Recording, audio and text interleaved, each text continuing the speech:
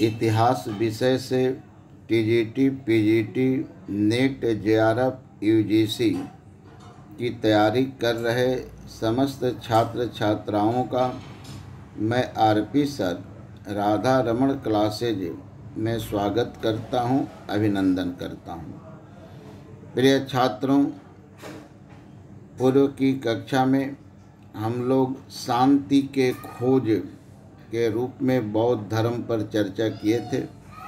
बौद्ध धर्म के प्रवर्तक कौन है, जन्म कहाँ हुआ था, ज्ञान की प्राप्ति कहाँ हुई थी, इन बिंदुओं पर हम लोगों ने चर्चा किया।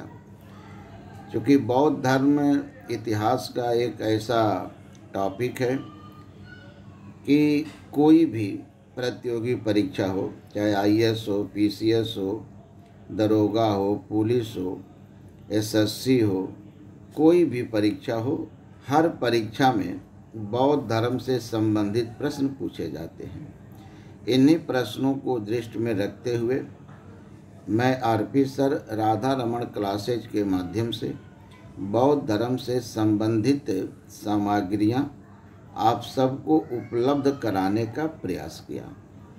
इस प्रक्रिया में हम लोगों ने आज शांति के उपाय अर्थात बौद्ध धर्म के सिद्धांत पर चर्चा करेंगे, विशेष करके अष्टांगिक मार्ग को दृष्टि में रख करके। प्रिय छात्रों, बौद्ध धर्म का सिद्धांत, ये बौद्ध धर्म के जो सिद्धांत हैं, बौद्ध धर्म के सिद्धांतों की जानकारी मुख्यतः बौद्ध ग्रंथों से होती है। बौद्ध साहित्य से ही हमें बौद्ध धर्म के सिद्धांतों के बारे में पता चलता है। बौद्ध ग्रंथों से पता चलता है कि महात्मा गौतम बुद्ध द्वारा जो सिद्धांत स्थापित किए गए थे, उनके दो रूप थे, एक व्यवहारिक सिद्धांत और दूसरा दार्शनिक सिद्धांत। व्यवहारिक सिद्धांत से अभिप्राय उन बिंदुओं से है जिनके माध्यम से महात्मा गौतम बुद्ध ने दुख से जल रहे संसार को मुक्ति दिलाने का प्रयास किया था। यानी जिन बिंदुओं के माध्यम से महात्मा गौतम बुद्ध ने मानवता को दुख से मुक्ति दिलाने का प्रयास किया, उसी को बौद्ध धर्म का व्यवहारिक सिद्धांत कहा गया है। बौद्ध धर्म के व्यवहारिक सिद्धांत का मूल आधार प्रतीत्य समुत्पाद है। प्रिय छात्रों, प्रतीत्य समुत्पाद ही महात्मा गौतम बुद्ध की शिक्षाओं का मूल है और बौद्ध धर्म का आधार स्तंभ है। महात्मा गौतम बुद्ध को बोध गया में जो संबोधि अर्थात ज्ञान की प्राप्ति हुई थी, उस ज्ञान के रूप में प्रतीत्य समुत्पाद की ही प्राप्ति हुई थी। उन्हें प्रतीत्य समुत्पाद का ही ज्ञान हुआ था। प्रिय छात्रों, प्रतीत्य समुत्पाद दो शब्द प्रतीत्य और समुत्पाद से मिल करके बना है। प्रतीत्य का अर्थ होता है किसी वस्तु के होने पर, और समुत्पाद का अर्थ होता है किसी अन्य वस्तु की उत्पत्ति। अर्थात संसार की समस्त वस्तुओं की उत्पत्ति किसी न किसी कारण से हुई है। महात्मा गौतम बुद्ध ने इसी कार्य कारण के सिद्धांत को संपूर्ण जगत पर स्थापित किया था। इस संसार में जितने भी कार्य हैं, उस कार्य का कोई न कोई कारण अवश्य है, और इसीलिए बौद्ध धर्म को नितांत कारणवादी धर्म कहा जाता है। ये बौद्ध धर्म जो है कारणवादी धर्म के रूप में जाना जाता है। कारणवादी ही बौद्ध धर्म की वह विशेषता है जो उसे अहेतुवादियों, नियतवादियों और निराशावादियों से पृथकता प्रदान करता है। इसी विशेषता के आधार पर बौद्ध धर्म अपने को अहेतुवादियों, नियतवादियों यानी भाग्यवादियों, निराशावादियों से अलग रूप प्राप्त किया है। महात्मा गौतम बुद्ध ने इसी कार्य कारण सिद्धांत के आधार पर 4 आर्य सत्य को स्थापित किया था। आर्य सत्य मतलब श्रेष्ठ सत्य, उत्तम सत्य। महात्मा गौतम बुद्ध द्वारा जो 4 आर्य सत्य स्थापित किए गए थे, इनमें पहला आर्य सत्य दुख था। महात्मा गौतम बुद्ध का मानना था कि संसार में जो कुछ भी है वह दुख ही दुख है। जन्म लेना भी दुख है, मरना भी दुख है, रोग भी दुख है, प्रिय वस्तुओं का विछोह भी दुख है, अप्रिय वस्तुओं का मिलन भी दुख है। जिसे हम सुख समझते हैं वह भी दुख है, क्योंकि हमें हमेशा इस बात का भय बना रहता है कि कहीं हमारा सुख हमसे छिन न जाए। तो इस संसार में जो कुछ भी है वो सब दुख ही दुख है। बुद्ध का मानना था कि यदि दुख रूपी कारण है तो इस कारण का कोई न कोई निवारण भी है। दुख रूपी जब कार्य है तो इस कार्य का कोई न कोई कारण भी अवश्य होगा। आप इसको अपने व्यवहारिक जीवन में समझें। जैसे मान लीजिए बुखार, अब बुखार जब होगा तो शरीर में दर्द होगा, खाना पीना अच्छा नहीं लगेगा,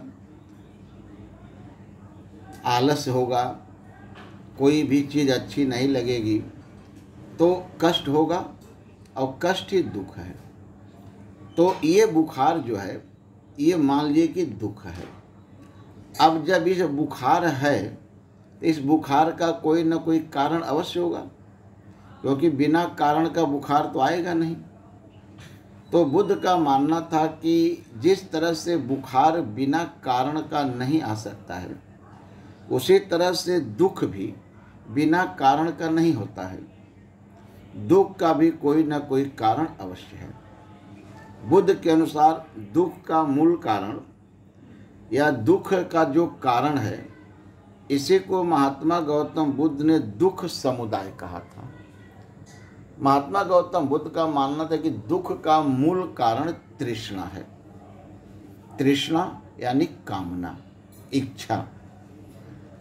तृष्णा से ही ईर्ष्या का जन्म होता है, द्वेष का जन्म होता है।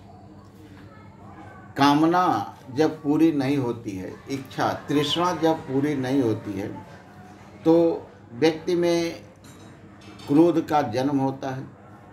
जब क्रोध का जन्म होता है तो ईर्ष्या होती है, द्वेष होता है। व्यक्ति नाना प्रकार के ऐसे कर्म करने लगता है जिससे दुख उत्पन्न हो जाता है। तो बुद्ध का मानना था कि अगर दुख है, दुख का कारण है, तो इस कारण का कोई न कोई निवारण भी है, क्योंकि हर कारण का कोई न कोई निवारण अवश्य होता है। जैसे अगर बुखार है तो बुखार का कोई न कोई कारण है।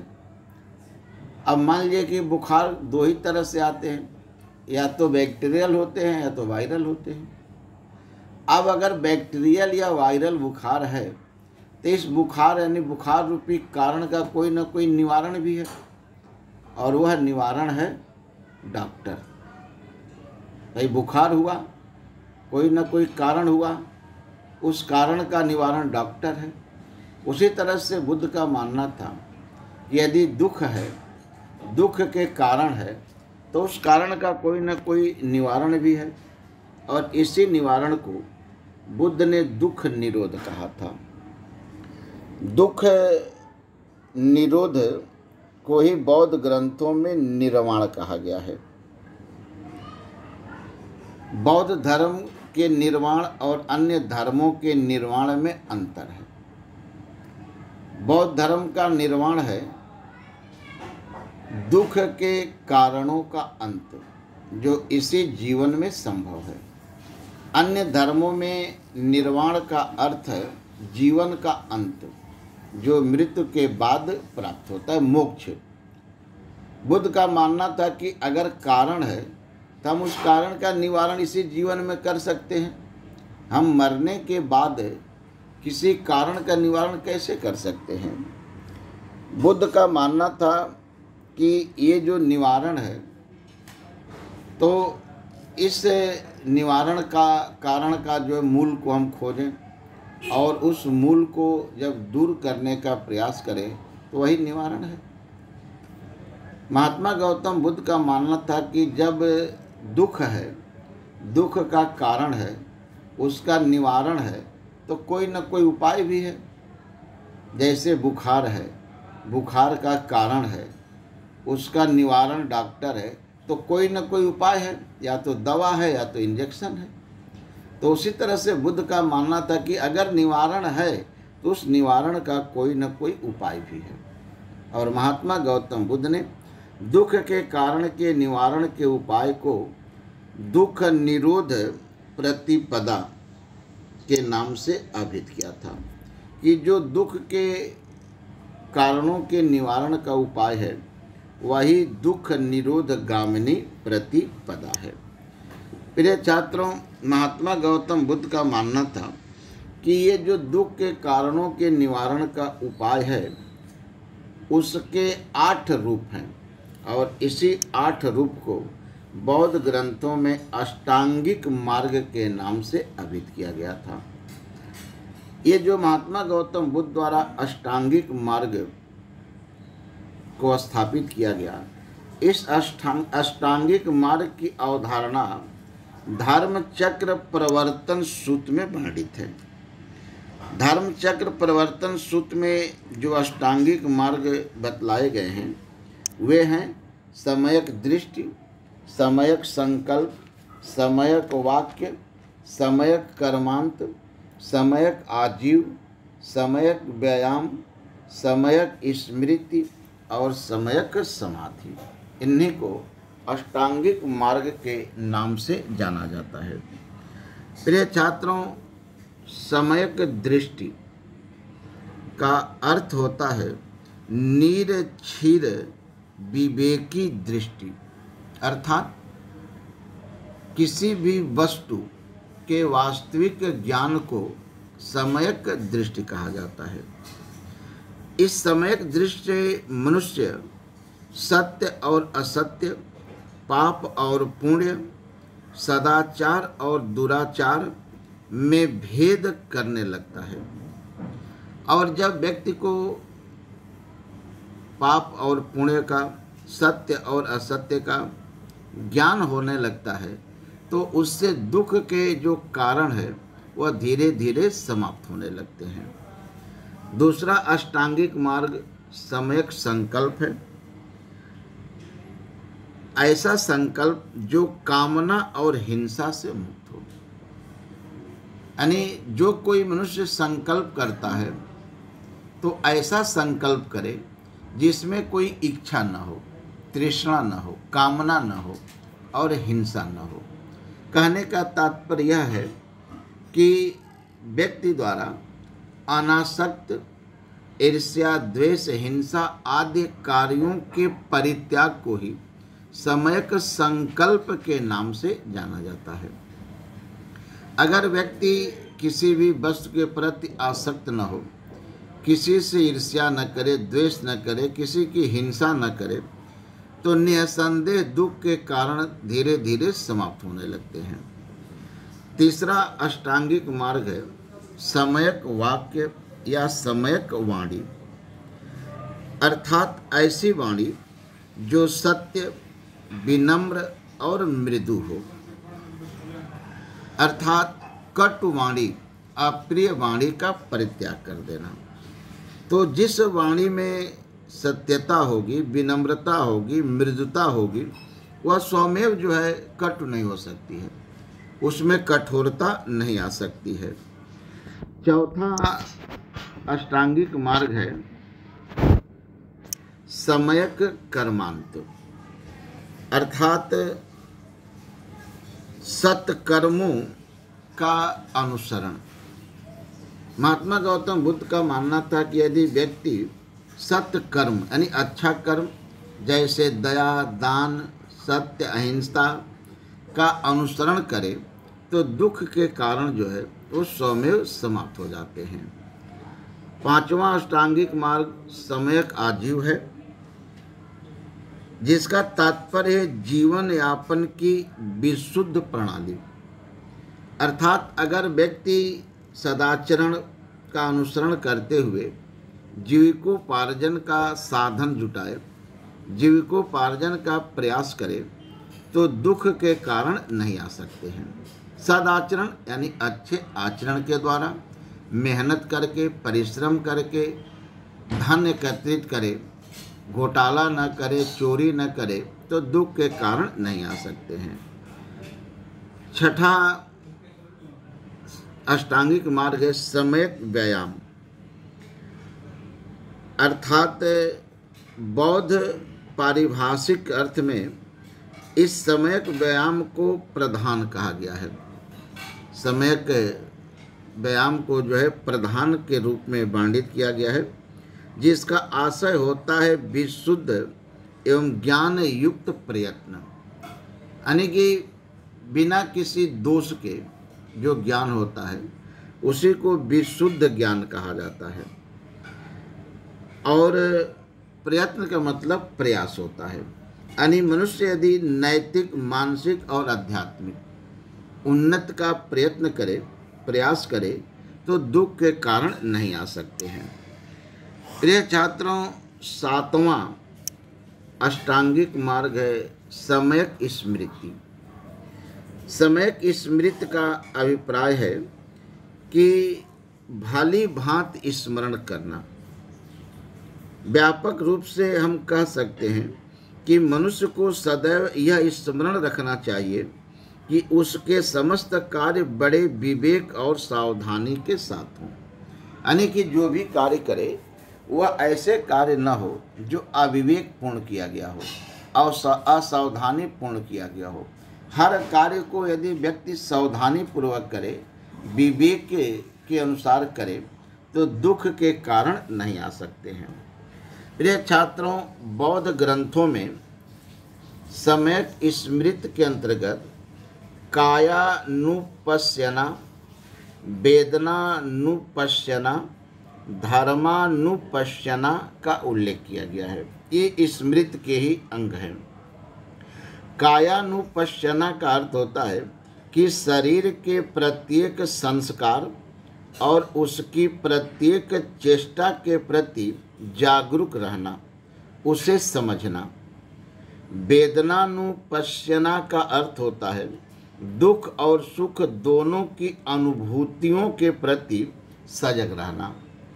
और धर्मानुपश्यना का अर्थ होता है कि शरीर, मन, वचन की प्रत्येक चेष्टा को भली भांति समझना।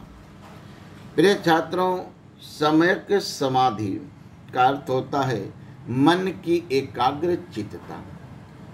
किसी भी कार्य को जब हम करें तो एकाग्र चित्त होकर के करें, और जब एकाग्र चित्त होकर के हम कोई कार्य करेंगे तो वह कार्य जो है अच्छा होगा, कार्य जो है हितकर होगा, कल्याणकारी होगा। प्रिय छात्रों, बौद्ध ग्रंथों में इस अष्टांगिक मार्ग को 3 स्कंधों में विभाजित किया गया है। प्रज्ञा स्कंध, शील स्कंध और समाधि स्कंध। प्रज्ञा स्कंध के अंतर्गत सम्यक दृष्टि, सम्यक संकल्प और सम्यक वाक्य को सम्मिलित किया गया है। शील स्कंध के अंतर्गत सम्यक कर्मांत को, सम्यक आजीव और सम्यक व्यायाम को, तथा समाधि स्कंध के अंतर्गत सम्यक स्मृति और सम्यक समाधि को सम्मिलित किया गया है। प्रिय छात्रों, बौद्ध ग्रंथों से पता चलता है कि प्रज्ञा का अर्थ है सहृदय पूर्ण ज्ञान, यानी कोरा ज्ञान जड़ता का द्योतक होता है। जिस ज्ञान में श्रद्धा हो, भाव हो, वह ज्ञान जो है सदैव कल्याणकारी होता है। अगर बिना भाव का, बिना श्रद्धापूर्ण अगर कोई ज्ञान है तो वह हितकर नहीं होता है, कल्याणकारी नहीं होता है। बौद्ध ग्रंथों से पता चलता है कि प्रज्ञा इसी प्रकार का ज्ञान विशेष का प्रवाची है। यानी प्रज्ञा ऐसा ज्ञान है जो श्रद्धा पूर्वक हो, भाव पूर्वक हो, शील, चारित्रिक विकास और सदाचारिता का नाम है, और समाधि चित्त की एकाग्रता का नाम है। प्रिय छात्रों, बुद्ध का मानना था कि इन अष्टांगिक मार्गों के अनुसरण में अतियों से बचना चाहिए।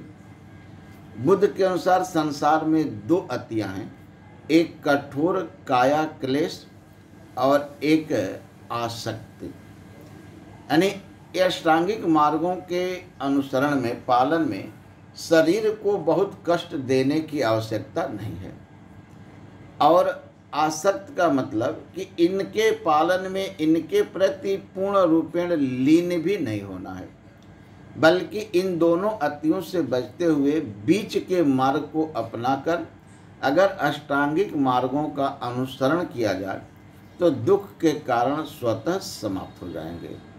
प्रिय छात्रों, बुद्ध के इसी मध्य मार्ग की तुलना अरस्तु के गोल्डन मीन अर्थात माध्यमिका से किया गया है। गोल्डन मीन माध्यमिका से किया जाता है। प्रिय छात्रों, बौद्ध ग्रंथों से पता चलता है कि अपने परिनिर्वाण के समय बुद्ध जी द्वारा अब भिक्षुओं को जो उपदेश दिया गया था उसमें बौद्ध धर्म के अन्यान्य सिद्धांत जो है समाहित थे। कुशीनगर में महात्मा गौतम बुद्ध ने अपने भिक्षुओं को उपदेश देते हुए कहा था कि भिक्षुओं, वे कौन से धर्म है जिसे स्वयं जानकर, स्वयं साक्षात्कार कर, पहचान कर मैंने तुम्हें उपदेश किया, जिन्हें तुम अच्छी तरह से सीख कर बढ़ाना। वे हैं 4 स्मृति प्रस्थान, 4 सम्यक प्रधान, 4 रिद्धिपाद, 5 इंद्रिय, 5 बल तथा 7 बोधयंग। प्रिय छात्रों, बौद्ध धर्म में ये जो 4 स्मृत प्रस्थान बतलाए गए हैं, इसके अंतर्गत प्रथम प्रस्थान वह है जो दोषपूर्ण संस्कारों को उत्पन्न न होने देता है। द्वितीय प्रस्थान वह है जो दोषपूर्ण संस्कार उत्पन्न हो गए हैं तो उनका विनाश करना है। तृतीय प्रस्थान उचित संस्कारों को उत्पन्न करना है, और चौथा प्रस्थान जो उचित संस्कार उत्पन्न हो गए हैं उनकी बुद्धि और उनकी वृद्धि और रक्षा करना है। प्रिय छात्रों, 4 रिद्धिपाद में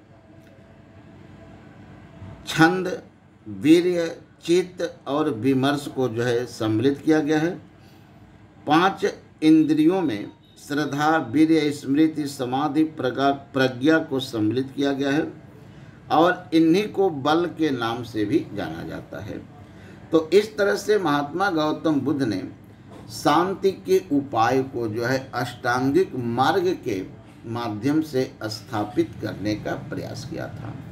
प्रिय छात्रों, बौद्ध धर्म के दार्शनिक सिद्धांत क्या हैं, इसकी चर्चा हम लोग अगली कक्षा में करेंगे, और उस समय हम लोग बौद्ध धर्म को अंतर्राष्ट्रीय धर्म का स्वरूप प्रदान करने का भी प्रयास करेंगे। तब तक के लिए आप सभी को धन्यवाद, शुभकामना। प्रिय छात्रों, आप जहाँ रहें सुरक्षित रहें, मेहनत करें, अपने लक्ष्य को प्राप्त करें। यदि आपको ऐसी सामग्री पसंद हो, आपको लगता हो कि ऐसी सामग्री हमारे लक्ष्य की प्राप्ति में सहायक हो सकती है, तो आप राधा रमण क्लासेज को सब्सक्राइब कर लें, ताकि इस तरह की जो भी ज्ञानवर्धक सामग्री इस चैनल पर अपलोड हो वो सबसे पहले आप तक पहुंचे और उसका आप लाभ उठा सकें। यदि आपको इस तरह के ज्ञानवर्धक चीज़ें पसंद आए तो इस वीडियो को लाइक कर लीजिए और कम से कम कुछ लोगों तक पहुंचा दीजिए ताकि उनका भी कल्याण हो सके।